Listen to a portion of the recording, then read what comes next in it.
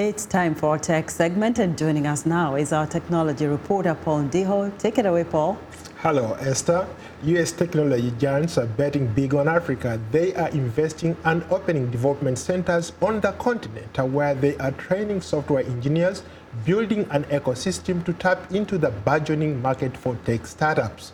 But what does that mean for young Africans and aspiring tech software developers?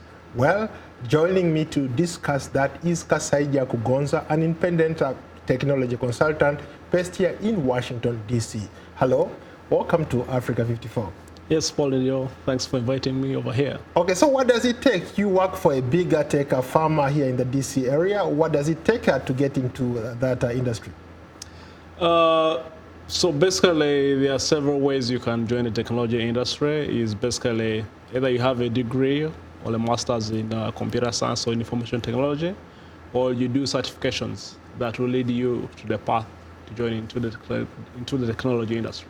There are a lot of technology giants, like we saw in some of the previous reports. Tech companies are going into Africa, sourcing for talent. What is it that they are looking for?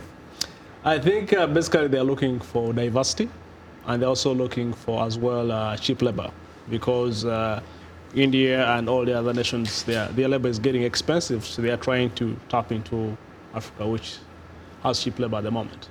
It's interesting that you talk about cheap labor, and yet there is this push for young people across the continent to get into STEM classes, or encourage their kids to do science, technology, and mathematics in schools.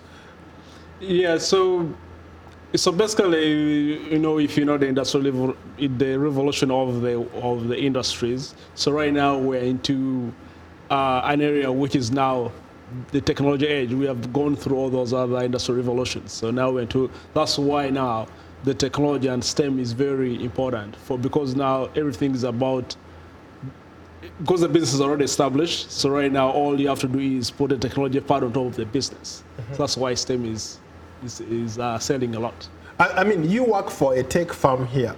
So what is it that you do there, for example? So I personally am a consultant, and I work with I do consultancy for a company here called, it's a government agency called Pension Benefit Guarantee Corporation, but I work as a consultant through Micro Focus.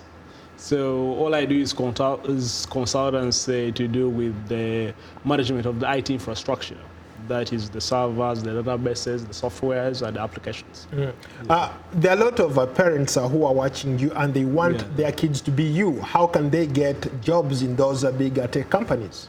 As I said, you either have to take your child through the STEM classes, that is computer science or information technology, or even if they graduate with an arts degree, they can as well do certifications into computing that can enable them join into the industry.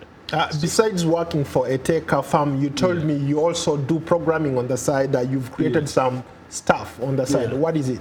So apart from that, I run my own company, and I basically do web development, and I do it for small businesses and also for non-profits.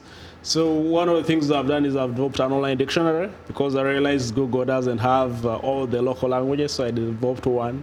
In which languages? It's a Runyoro Rutoro dictionary. So it's there online. If you go to runyorodictionary.org, it should be there. If you translate from English to Runyoro and Rutoro. And also I've built another app called Abantu.Africa. So basically it's a news aggregation site. So it tries to basically get all the news across the different parts of Africa, and basically integrate them. That one is still in the works. It's not yet done, because I've had challenges in terms of news agencies exposing. They call APIs. Most of them, they don't have any built into their websites for me to tap and do everything. In terms of networks, are there big enough networks for young Africans to tap in so that they can become part of this tech revolution? So I would encourage most young. Actually, there's a lot, because right now people are looking into mobile app development. You know, most of the, like, I do statistics on my own websites, and I see that most of the users are on mobile.